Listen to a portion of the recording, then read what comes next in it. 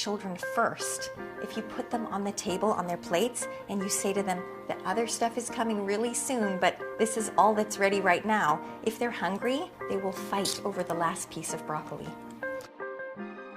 I think maybe one of the mistakes that people make with vegetables is they think that they're not allowed to add any sauces or anything, so they just end up making them plain steamed vegetables. And I think the key with children is that firstly you have to get them great vegetables. You have to get the ones that are fresh, that are locally grown or seasonal, and then you have to dress them up a bit. You can put a bit of melted butter on your steamed vegetables or some sauces on your stir fry, because apparently it's hard to get the smell of onion and garlic out of a wooden board, so you don't want to chop your onion and garlic on a wooden. I'm going to cut up my vegetables, and then I'm going to stir fry them with some plum sauce and some soya sauce.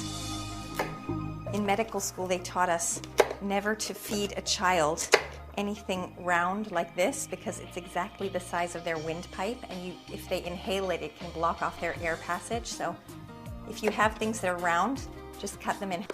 We've come so far since the stir fry. Then I'll stop making it. Okay, so I've got my carrots on one side. I'm going to cut up some cauliflower. You're just trying to separate the little florets in ways that will be attractive and yet bite-sized. Here I've got my broccoli now, and I'm going to cut this up. Mushrooms go nicely in a stir fry. I'm going to put some of this in. And I'm just going to pull the inside part with the seeds out. This is going to add my red. You can use orange ones and yellow ones. It cooks quite quickly and adds a nice different kind of crunch to the stir fry. Okay, so that was it. That's all you need to make a stir fry.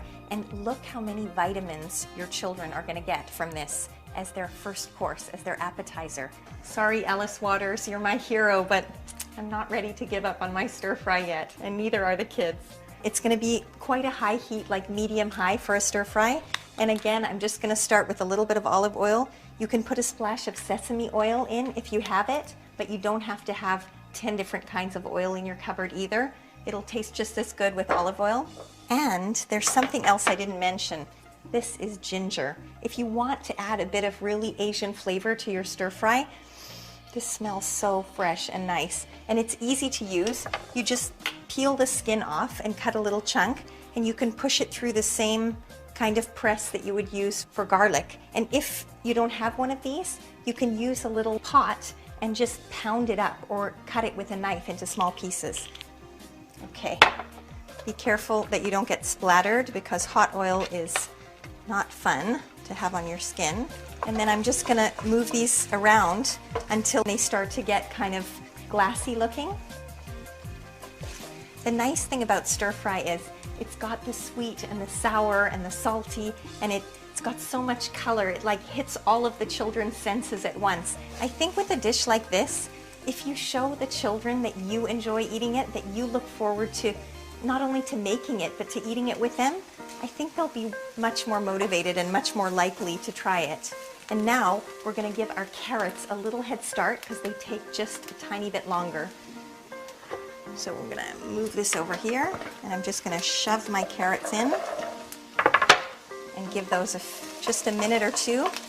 And if your pan seems like it's a little bit dry, you can already add a little bit of your soy sauce. I'm using a gluten-ger to cook the carrots. You can hear it sizzling away. Okay, now that we've given the carrots a little bit of a head start, we're going to add all of our other colors. I'm getting serious now, 2 spoons. Now we get to add the flavor. This is plum sauce. It's a little bit sweet and a little bit sour, and it's just delicious. What a good smell. And a little bit more soy sauce. So the one last thing I have to say about stir fries, you don't want to overcook them. You want the vegetables to be a little bit crunchy.